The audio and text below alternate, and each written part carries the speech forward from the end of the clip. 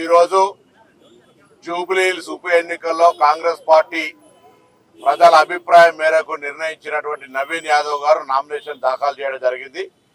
ఈ సందర్భంగా జూబ్లీహిల్స్ ప్రజలందరికీ కాంగ్రెస్ పార్టీ పక్షాన విజ్ఞప్తి చేస్తా ఉన్నాం. మా నవీన్ యాదవ్ గారిని నవంబర్ 11 నాడు జరిగే ఎన్నికల లోపల గెలిపించండి. తెలంగాణలో ప్రజాపాలన ప్రభుత్వం కాంగ్రెస్ పార్టీ ప్రభుత్వం ఉంది. అసెంబ్లీ ఎన్నికల్లో ఓడిపోయిన టీఆర్ఎస్ పార్టీ పార్లమెంట్ ఎన్నికల్లో 0 స్థానాలు సాధించి ఎమ్మెల్సీ అభ్యర్థిని కూడా నిలబెట్టలేనటువంటి పరిస్థితులలో కంటోన్మెంట్ ఉప ఎన్నిక జరిగితే కూడా సిట్టింగ్ స్థానాన్ని కాదని ప్రజలు అభివృద్ధిని ఆకాంక్షించి కంటోన్మెంట్లో గణేష్ గారిని గెలిపించినారు.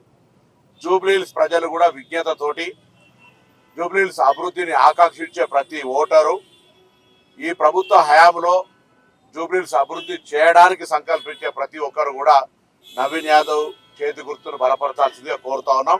మాకు విశ్వాసం ఉంది. అందుకే టీఆర్ఎస్ పార్టీ దృష్టి మరల్చడానికి అనేకమైనటువంటి ఓటు చోరీ లేదా ఇతరత్ర అంశాలను తీసుకొచ్చే ప్రయత్నం చేస్తూ ఉంది.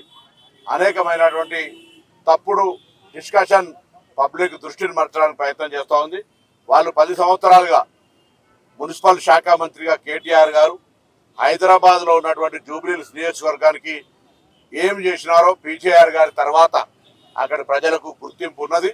తప్పకుండా కాంగ్రెస్ పార్టీ ఈ 2 సంవత్సరాల కాలంలో చాలా మందికి అక్కడ ఉండబడేటువంటి వారికి అనేక సమస్యలు, డ్రైనేజ్ సమస్య కావచ్చు, డ్రింకింగ్ వాటర్ సమస్య కావచ్చు, స్థానికంగా ఉండే అన్ని సమస్యలు పరిష్కరించడంతో పాటుగా రాష్ట్ర వ్యాప్తంగా అడిగిన వారందరికీ అర్హత ఉన్న వాళ్ళకి రేషన్ కార్డు ఇవ్వడం, కొత్త కుటుంబ సభ్యుల పేర్లు చేర్చడం, సన్న బియ్యం చరిత్రలో ఈ దేశంలో 29 రాష్ట్రాల్లో తెలంగాణ ఒకటే రాష్ట్రం ఇవ్వడం, మహిళలకు ఉచితంగా బస్ సౌకర్యం ఇవ్వడం, మహిళలందరికీ వడ్డీ లేని రుణాలు ఇవ్వడం, తెలంగాణ సాధనకు మూల కారణమైనటువంటి నిరుద్యోగ యువతకు దాదాపు 65,000 ఉద్యోగాలు ఇవ్వడం, ఈ విధంగా అనేక కార్యక్రమాలు చేస్తున్నాం. అందరికీ కూడా ఇండ్లు కూడా ఇచ్చే ప్రక్రియ కొనసాగుతుంది.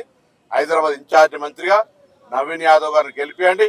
నేను మా కేబినెట్ మొత్తం ముఖ్యమంత్రి గారు జూబ్లీహిల్స్ ఒక రోల్ మోడల్ గా అభివృద్ధి చేస్తాం.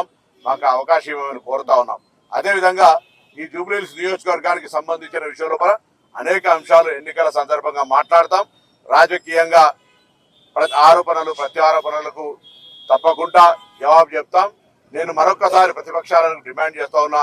10 సంవత్సరాలుగా అటు జూబ్లీహిల్స్ కు సంబంధించి అధికారంలో ఉన్న టీఆర్ఎస్ పార్టీ రాష్ట్రంలో, అక్కడి నుంచి పార్లమెంట్ సభ్యుడిగా ప్రాతినిధ్యం వహిస్తున్న కిషన్ రెడ్డి కేంద్ర మంత్రిగా ఏం అభివృద్ధి చేసిండ్రో, మేము 2 సంవత్సరాలు ఏం అభివృద్ధి చేసినామో చర్చకు సిద్ధం. అందుకే నవీన్ యాదవ్ గారిని గెలిపియమని మరొకసారి నామినేషన్ సందర్భంగా జూబ్లీహిల్స్ అభివృద్ధి కాంక్షించే ప్రతి ఒక్కరిని